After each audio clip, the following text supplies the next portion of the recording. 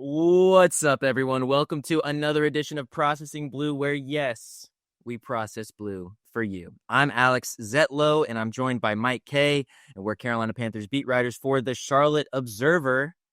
And Mike, are you still in Dallas? I am not. I appreciate you checking in. I've been checked in on by quite a few people, but I made it out. That was a very long 2 days and 22 hours at an airport. That is insane. I was kind of starting to think that you were like inspired by Tom Hanks in The Terminal. I think you might have even tweeted that out, so maybe that is just a cheap joke. But I do truly remember being like, I wonder if he's like building community there. You know what I'm saying? Yeah, I mean, I did discover that California Pizza Kitchen is in business in some form or fashion there. Right before my flight got canceled on, I believe it was Monday night, I had an 11:30 dinner at the bar area of the CPK, and boy, was that a tough thing to swallow when I got canceled. So was the pizza, to be honest with you. It was not that good. Um, Shouts to CPK. It was tough. But by that time, I was like, the roads were all icy. It was snowy. It was like, do I drive out of here for 3 hours to spend 4 hours at a hotel? And so I basically just walked the Dallas airport for like 7 hours. I got my steps in. No, that's awesome. It was really funny to hear about this latest travel expedition that you went on. The reason why you were in Dallas was because you did a great job covering the Shrine Bowl and its practices for us um, at the Charlotte Observer. You also got a really cool exclusive interview with General Manager Dan Morgan, who I'm sure we'll discuss that discussion quite a bit over the next 30 minutes or so. We'll also run an interview with Rico Dowdle and Bryce Young into the middle of this. I got a chance to interview them on Radio Row while they're over there in San Francisco right before the Super Bowl, having a bunch of fun. But first, Mike, let's get into some Panthers football. The big news: defensive coordinator Ejiro Evero did not get hired as a head coach, even though, again, he was in the mix for a few head coaching positions this hiring cycle to various teams. That means EJ is back as DC of the Carolina Panthers. Mike, your first thoughts? I really thought he had a great shot at the Raiders job, based on all the crumbs I was picking up. He is a guy who, in my opinion, will be a better head coach than a coordinator. He just has this way about him. I think he is very assertive. I think he is very convicted in his beliefs, as we see with the defense. And I think if he were able to run his own show, it might look better than being the head coach of the defense. Now, I know everybody gets hired off of their success as a play caller or their positional success, but I think he is a guy who everyone in the league kind of sees he's got the makeup of a head coach. It just will take the right situation. He interviewed with the Atlanta Falcons. He interviewed with the Pittsburgh Steelers. He interviewed twice with the Raiders. And I think had Clint Kubiak turned down the job, I believe that he would have been, if not the backup plan, one of the backup plans. And I think it's just a matter of time. I know Panthers fans have conflicting opinions on him, and I completely understand that. I think the defense kind of falters and succeeds on a really weird basis. He has some unusual quirks with his scheme that aren't necessarily the best visually or productive or most productive. And so I think he's a guy that's going to continue to be polarizing here, but he's back and the staff is going to be back as well. So when Dave Canales got hired, one of the main things that he iterated in his introductory press conference was there were questions of if EJ will be back, because again, even back in 2024, EJ was getting a lot of attention for head coaching jobs. But one thing that was asked of Dave was, hey, if EJ does come back, is this part of your vision for Panthers football? And he was like, yes. Like, I took this job with EJ as defensive coordinator in mind. Now they're going into year 3. I'm wondering if that is ultimately a good thing. You look at the Eagles, and a program like the Eagles, who has gone through 5 offensive coordinators in 5 years or whatever, and they've had immense success over those 5 years. Nick Sirianni has won at just like a historic clip, basically. How important do you think it is, Mike, that this pairing, this dynamic duo, so to speak, I think that's actually what Dave Canales called him in his introductory press conference. Like, how important is it that they're going into year 3 together? Or am I overstating it a little bit? I think continuity is important, but it's only important when you have the right mixture. And I think had he gone somewhere else, it would have given them an opportunity to maybe change the scheme, prioritize different positions, reassess what they were doing. Now, that doesn't necessarily mean him returning is a bad thing. I just think every outcome creates an opportunity, and I think they're not going to have the opportunity of what's behind door number 2 right now. Right now, they've got to continue to build this system. We did see some progress once Evero had actual talent on defense. Right. They're in position to upgrade inside linebacker. They are in position to upgrade outside linebacker. They're in position to upgrade safety. Those are the 3 immediate needs. And I think they will attack those positions pretty aggressively. Now, how well you think they do that is obviously subjective, but I do think that they will have an eye on those 3 positions. And with a system that a bunch of guys know, it's easier to plug and play these different guys as opposed to switching to a different front, switching to a different philosophy. So I also think something that's going to be lost in all of this stuff for people that are frustrated that EJ is back, the defensive coordinator well was drying up immensely. Like for those who don't know, I pre-write like crazy, and I had gotten a list of 10 to 12 guys that I thought could make sense. By the time the Raiders hired Clint Kubiak, I believe the list was down to like 6. Like, it was Nick Rallis if you wanted somebody completely out of the norm. Joe Casper just got the passing game coordinator for the Eagles. The 2 internal guys, John Cooley and Todd Wash, are still here, obviously. But, like, outside of Jim Schwartz, who are you hiring that's going to excite you? And if you hire Jim Schwartz, you're looking at a wide 9 front, so you are drastically switching up the front. Could have benefited some guys, but also could have hurt some guys as well. And so I think that's something to keep in mind. You never know what's behind door number 2, but when door number 2 is kind of forced upon you and thrust upon you when it's late in the game, that can be difficult. Yeah, that's really important consideration. Great stuff. Let me toss it to my interview with Bryce Young and Rico Dowdle real quick. Like I mentioned, we were on Radio Row. It is a very hectic time. It's a very loud place that I was interviewing them at. And there was also a lot of people obviously using the Wi-Fi. So if the audio connection isn't perfect, that's why. But I still think you will enjoy it nonetheless. Let's kick it to them. Bryce, Rico, thank you guys so much for doing this. And thank you for the people at Bounty Paper Towels for making this happen. Bryce, did we just see Bounty Paper Towels in action just now? Yeah, live in next. I was a little clumsy with the.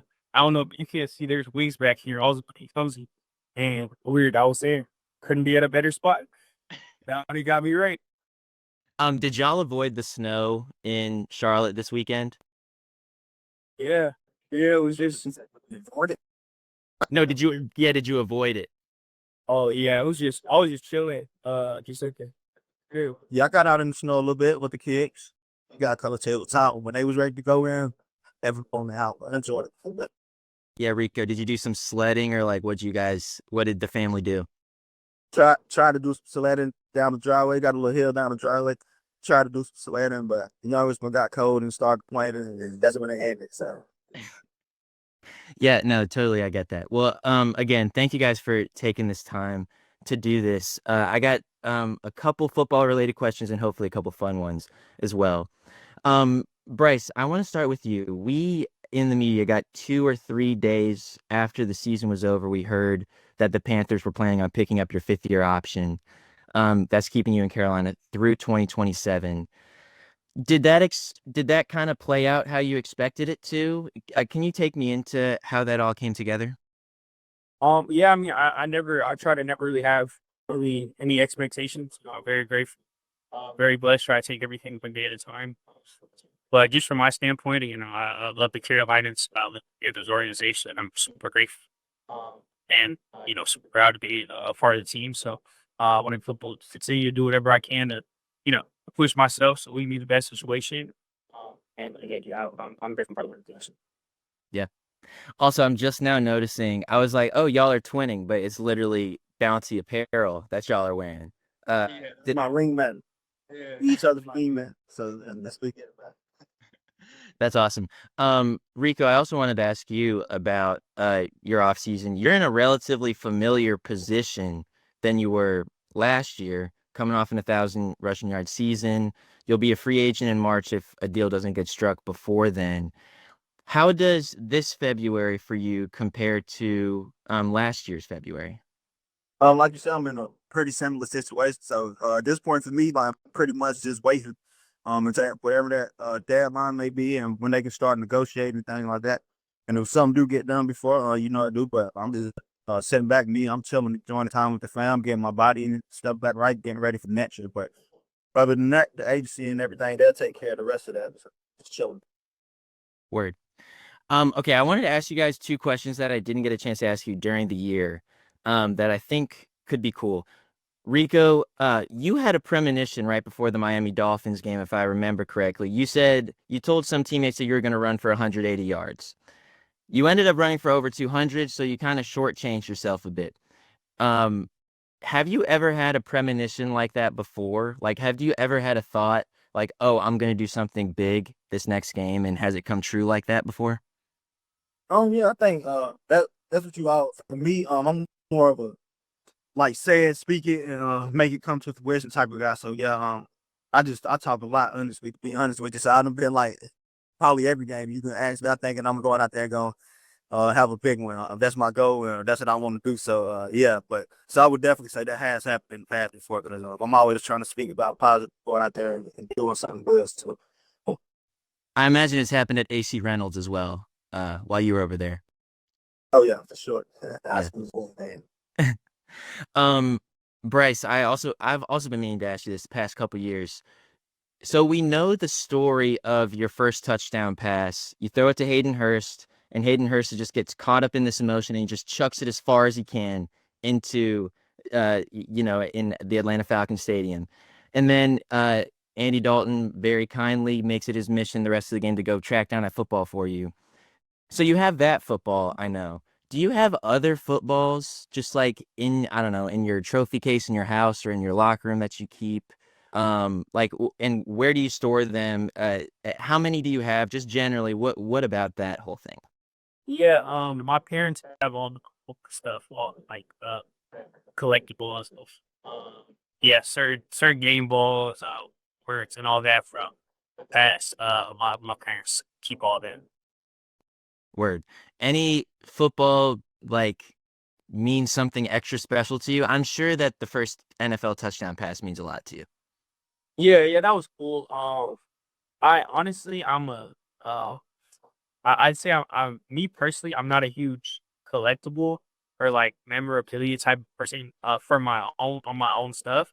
But I think for me, I value like the memories more. So it's like I remember who was there. I remember that moment. I remember coming to the sideline there. With other parts of my career, I remember those things. So I think for me, that's kind of for my own stuff what I hold here.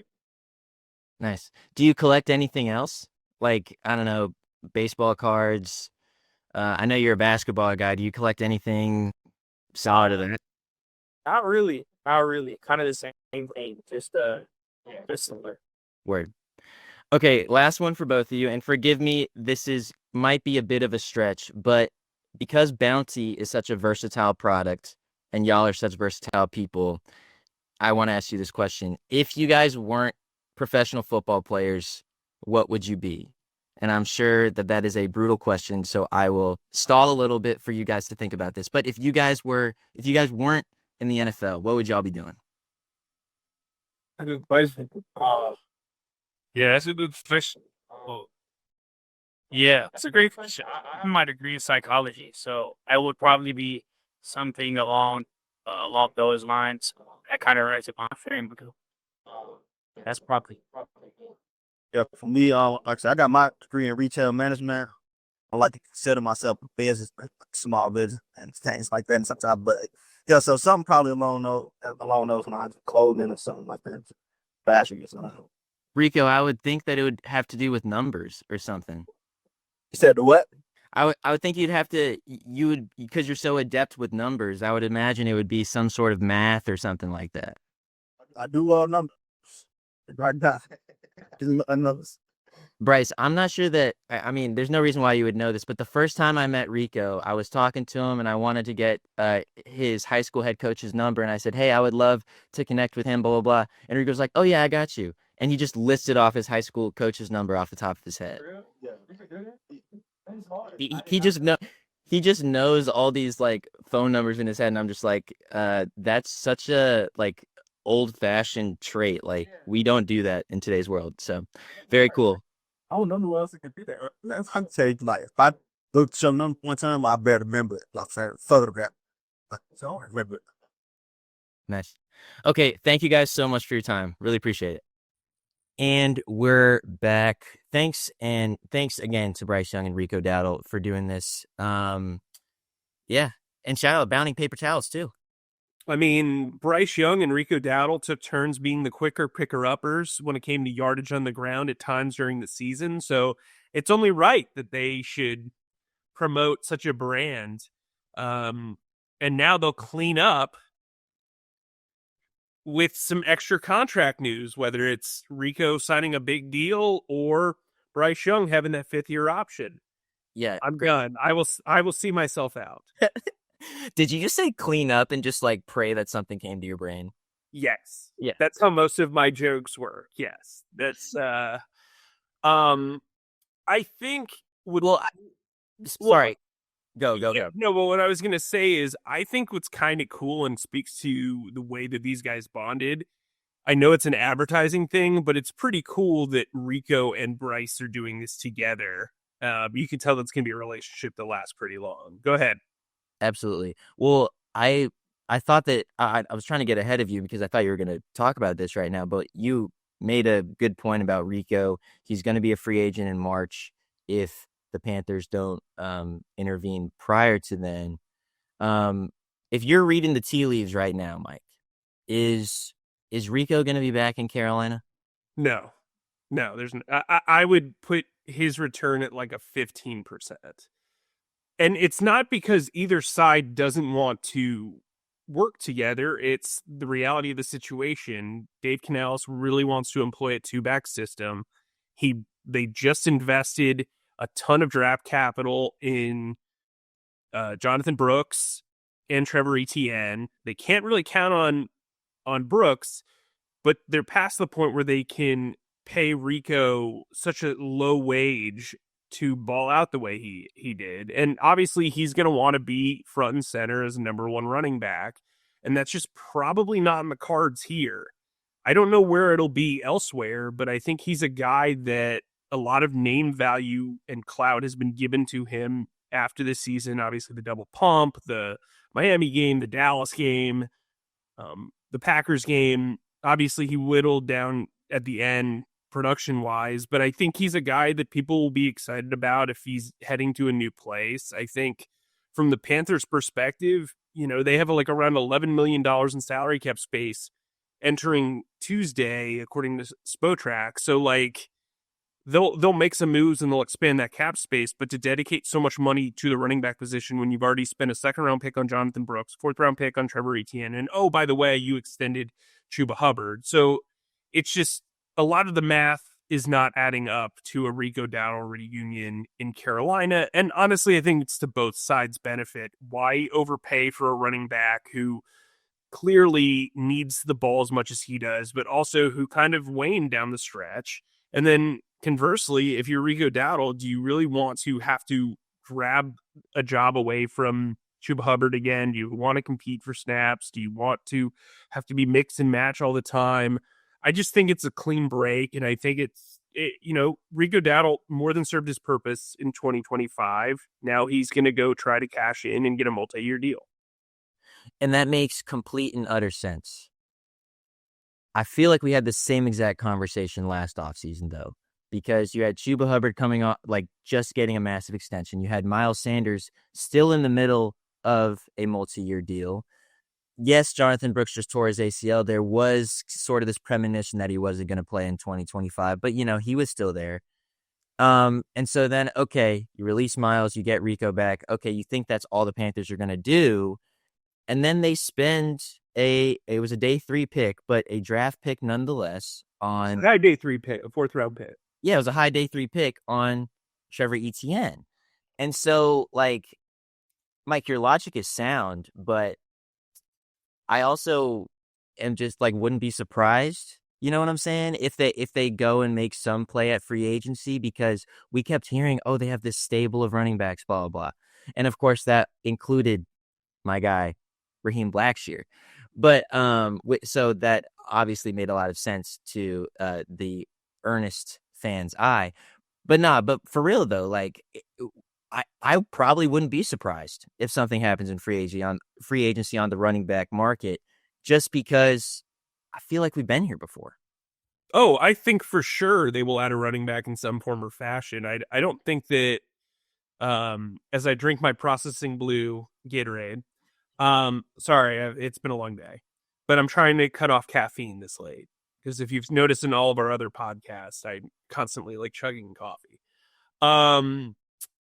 Anyway, running back, they will definitely add a running back. I don't know if it'll be via the draft and on day 3. I don't know if it'll be in free agency. Maybe they'll look to get another buy low Rico Dowdle type deal, which I think there are a lot of running backs that are going to come free. Kenneth Walker, obviously, who's playing in the Super Bowl, is the belle of the ball.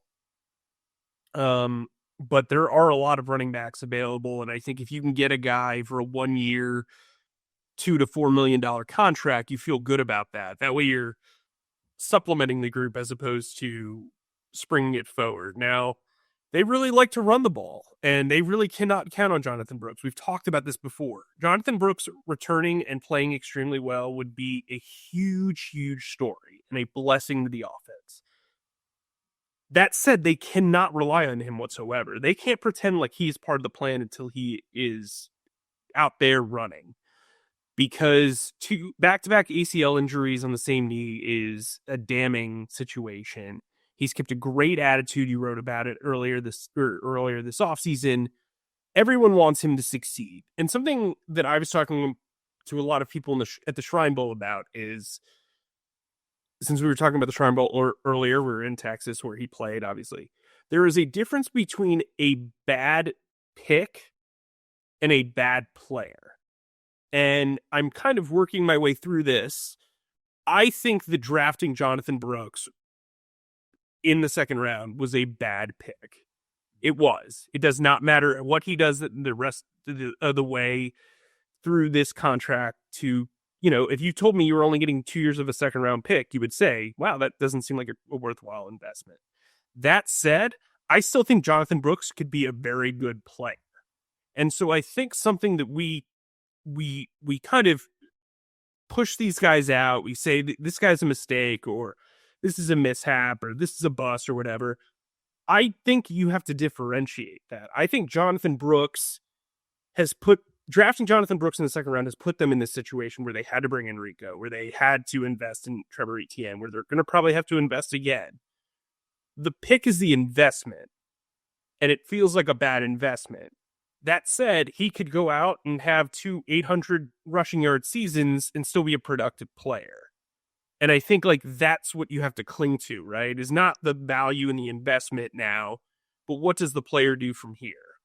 And so I think Jonathan Brooks has a lot of backing on social media. He's got a lot of fans. I think inevitably he could be a very good player. I think they're in a position now because they made a poor choice in general. Or here's what I would say, not even a poor choice. He entered a situation that was not ideal for him coming off that knee injury. They shouldn't have had to play him that first year. They should have managed him better. Maybe things turn out differently, right? is 3 years. I can tell you want to weigh in on this, but 3 years would have been better than 2, right? And I think there is a lot out of Jonathan's control. And I think Jonathan's had the right attitude. I think he's worked really hard. He looks great in practice when we see him. And I'm hopeful that he can do some stuff. But for right now, you have to plan around him being house money, essentially. And I think that's been a frustrating part of this for just like outsiders watching this, anybody who can view this. That said, I think they're very hopeful internally that he is going to bounce back and play very well. I think it's not that I'm necessarily disagreeing with you in terms of the good pick versus good player conversation, or bad pick versus bad player conversation. I do think if Jonathan Brooks goes out in consecutive seasons with 800, 900 rushing yards and is a factor receiving the ball out of the backfield, which is something the Panthers really need and could really use in a Dave Canales system, I think that it would still ultimately yield to be a good pick. In fact, it was kind of advertised as a really good pick at the time. Yes, every pick is advertised as good at the time, but he was the first running back off the board. I would also disagree with that. I think there were a lot of people that were like, are you sure you want to take a guy right off? Because he injured his knee so late in his college career. I don't think that that's necessary. I don't know that I agree with that, but go on. I'm sorry. Well, no, I guess that's fair. Kind of my point was he was the first running back off the board. He was probably going, I mean, again, this is off of biased sourcing because the Panthers ultimately took him, but I think that they had like a pretty, like a mid to late first round grade on him. And then he fell to the second round because of the fact that, because of his injury history. And, you know, the Texas head coach was like, yo, this guy is just as talented as other running backs to come through the Texas Longhorns program. And that's pretty high praise considering you got Bijan Robinson there and all these players. So it's like, you know, there are two sides to that. I mean, at the time, what I was hearing was, hey, this is kind of a bargain that the Panthers got him. I understand the injury history, but the fact that they could get a talent like him in the second round is kind of a big deal. And I also think that, you know, 2 900-yard seasons is like pretty special. But like that's like looking at like a glass totally right. That's totally half full. You're correct. Right. And so I think, I mean, there were other guys that they were interested in that second round when they traded back. Like, let's also add the context that they traded back with the Rams pretty heavily to get that second round pick. That would, like, if you talk about like the whole maneuvering thing, then I think they got added value for that because it was Jonathan Brooks and a second round pick. But they also had to trade up to get him. I'd imagine they had a certain amount of guys on their board. In fact, I know they did. And, you know, like, once those guys come off the board, you got to trade up. And so, look, I think Jonathan Brooks was a quality prospect. I think the environment that they brought him into, he's not a bad pick because of him. I think it was the handling, the environment, the ecosystem. I'm not making excuses for him, but a lot of that stuff was out of his control. And I think he's a guy who I think a lot of people have a lot of high hopes for, internally and externally. And you hope that he can get there, but you also can't bet on that. And so I think you have to continue to add to the pot. Look, if he doesn't injure his knee in Philadelphia, they probably don't sign Rico Dowdle. And it's a whole different situation. But I think, again, I'm sure this is going to be turned into Mike doesn't think that Jonathan Brooks can play. And I'm not saying that at all. I'm not saying that at all. I'm not criticizing him one iota. I think the situation that he got put into, they were not a good enough team to say, hey, look, we'll take a mulligan for a year on a guy with a knee injury. They eventually needed him to step up because there were injuries at running back. He eventually played. They needed a spark. It happened. They'll learn from it. I would be shocked if they drafted guys that had injury histories before the fourth round again. And listen, look, I think like internally, they are very excited about it. Again, you cannot count on a player coming off 2 ACL injuries. And I actually think I'm more optimistic now than I was, prior to this season. Like, because I've seen him out at practice. He does look terrific. Like, I think he's an excellent complement to Chuba Hubbard. I understand a lot of the logic.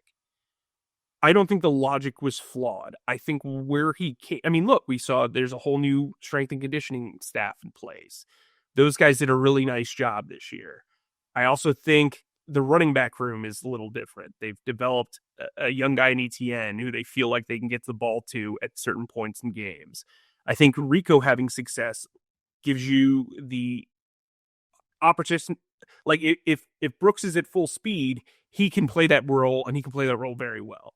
So I think the outlook this year coming in 2026 is much better than it was in 2024 when he was drafted and put into this situation that he was put in.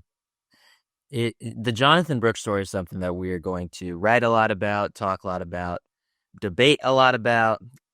So hopefully everyone sticks with us through that. Mike, before we get out of here, what was the most illuminating thing that you learned from Dan Morgan while y'all were at the Shrine Bowl practices? So he's talked, there were two things. He's talked a lot about the pass rush. Mm-hmm. With me, he talked more about interior guys getting upfield. And I think that's really interesting because that was the original reason they brought in Deshaun Wharton, who has unfortunately gotten a lot of criticism on this podcast over the last month. To me, he is an up the field sort of play buster. He is a rotational pass rusher who should play 25 to 30 snaps a game at most. Be violent, get in between blocks, get upfield, attack the quarterback. And I think Bobby Brown's a guy who they think has a lot of pass rushing upside. He needs to explore that this season in that rotation. I also think Pat Jones getting injured hurt what they wanted to accomplish on third downs because they wanted to move him inside. Nick Scorton ended up doing that a little bit, but he was so good outside that you couldn't really sacrifice him. So Bobby Brown and Turk Warden are playing way too many snaps because Bobby Brown, for the most part, is a one-note run defender at this moment as a nose tackle. They weren't ready to put Cam Jackson out in the fray yet. You had Tershawn Wharton coming in and out of the lineup with injuries. You wanted him to play. He's guaranteed $14 million this year. Those guys need to get it, and they need to figure out a better rotation because I'll tell you, this past year did not work. It didn't. And I think they like what they have with Derek Brown. They like what they have in Nick Scorton. They believe in Bobby Brown. They believe in Turk Wharton.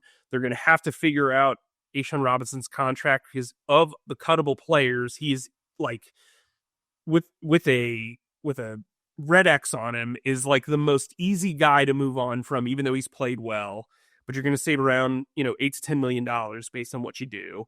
Mm-hmm. And somebody's going to have to make up for that because A'Shaun Robinson was the second most productive pass rusher internally or in the interior. And so I think they're going to really put some investment in this front seven. You can see like in how Dan talks when you talk to him, how much he knows they have to improve in like inside linebacker, outside linebacker, interior defensive line. Like they need to invest and they will continue to invest.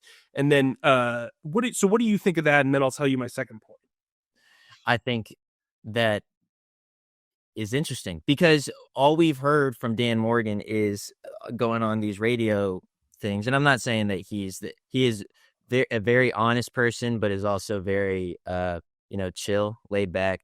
But even he has been very clear. We need a pass rush. And so I think it's when you think of pass rush, you think of the guys on the outside. You think of upgrading from perhaps DJ Wanham, developing Nick Scorton, developing Princely Umanmielen. He did shout out Princely in y'all's interview, which I thought was interesting because while Princely did flash a little bit, he some people say he didn't have the rookie year that a lot were expecting.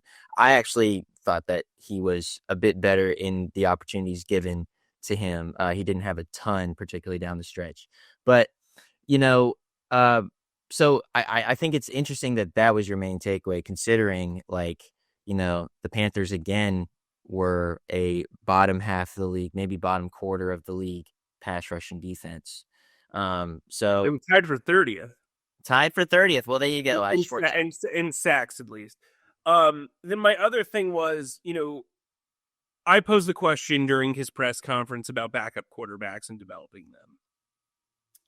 And a lot of people ran with that and were like, which I got a kick out of.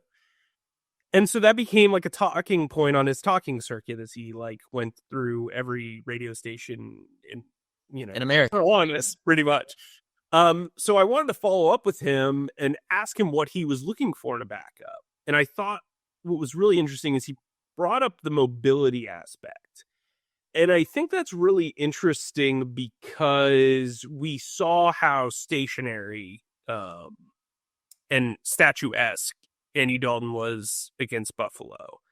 And I do wonder if they say to themselves, you can only really succeed in this offense when you can run bootlegs and move out of the pocket and pick up some yardage with your legs.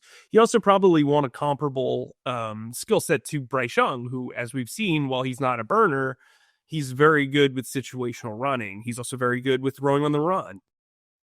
And so I thought that was very interesting. Clemson's quarterback, Klubnik, I thought he showed some really nice mobility. He was easily the best quarterback there at the Shrine Bowl. But now I'm kind of intrigued by some of these mobile guys. And it's it'll be interesting piecing together what they're looking for, because maybe they just look for a younger veteran in free agency too. I mean, I don't know that it's a sure thing that Andy Dalton's gone. He's guaranteed $2 million this year. But if I were a GM and I was talking as freely about adding a backup quarterback, I would think that Andy would at least be a tad concerned about his status moving forward. They don't have a lot of avenues to save salary cap space. I think they save $3 million or $2 million if he's released. It's really interesting. I think they've been very open and honest about the backup quarterback thing, more so than I thought they would be when I originally asked the question. Mm-hmm. And so I'm interested to follow that. Obviously, Bryce has got his 5th-year option picked up, so it's not like he's got to look behind his back. He obviously has got 3 years in the league now, and so he doesn't necessarily need that sort of older brother, fatherly, whatever figure you want to call him. Were you about to call Uncle Andy? Oh, I mean, I think he's 14 years older than him, if I'm not or 13 years older than him. I've got to do the math at some point. But I think that there is a push internally to really let this be Bryce's QB room, that it's Bryce's offense and everything like that. You don't need the older guy kind of weighing in or being a sounding board. And I'm interested to see how they kind of reestablish the offense, because I do think there needs to be some sort of change, whether it's an extra voice in the room, whether it means they focus more on Bryce's strengths, whether it means something with play calling. I think there does need to be some sort of change. I don't have the answer. I'm not going to be the smartest guy in the room here. They can figure it out. They're paid a lot to do so. But I do think there does need to be some sort of systematic change to the way they operate as an offense, because they finished 27th in points and 27th in yardage. And those are two big marks, especially as you're in year 2, because Bryce improved, but the offense took a step back. And I know there's a lot of young guys in that room, but I would like to see some sort of evolution there, because when you watch tape, guys are getting open. I think the scripting is really good by Brad Isaac. I think at times when they're in their bag, Dave can really call some good sequencing, but too often the sequencing is just I know this is also a listening. I was about to say that, I fluttered my hands around like a butterfly and did some flash dance sort of movements. Yeah, I think that's the best way to kind of explain that. Well, so I just looked this up while you were talking. Clemson quarterback Cade Klubnik currently projected as a day 3 pick. Yeah, you want to look in the day 3s. They had some interest in some day 3ers last year, I believe. And so that way the pressure's not on. You don't have a bunch of guys calling for, the Jack Plumbers of the world or whatever. I think that's the best way to do it. And, we've really not seen Dave Canales develop a young quarterback, right? Like, well, right. Worked with, but I mean, like from scratch, a guy that he picked. There was obviously Bryce was already here for a year, developed habits. Baker came to Tampa with habits. Gino had been in the league for years. Russell had been in the league for years. So it'd be kind of nice to see what Dave's ideal quarterback, or at least quarterback style, would be. Very much agree. Anything else before we get out of here, Mike? Next week, we are hoping to give you guys an incredible experience. We've got to lock it down. Everything seems to be going well, but you are not going to want to miss next week. If you thought that Bryce Young and Rico Dowdle were huge guests, just you wait. Especially if you have a sense of humor, you will enjoy what we're doing next week. If not, I'll have a backup plan that is similarly funny. I hope you guys are reading the Charlotte Observer. You're subscribing to the Axis Panthers newsletter. And you're doing whatever Alex is about to say, because he's about to give you, the last call here. Thanks, as always, for listening to our pontifications on all things Panthers with Mike Kaye and myself and our wonderful producer, Zach Dennis. Please subscribe and follow us on Spotify, Apple Podcasts, or wherever you get your podcasts by searching Processing Blue. And if you watch us on YouTube, please subscribe to our YouTube channel and click on the bell icon to get notified whenever new episodes drop. And finally, please be sure to stick to charlotteobserver.com for all of your Panthers needs. Mike, stay humble, stay creative, and keep processing. That's a wrap.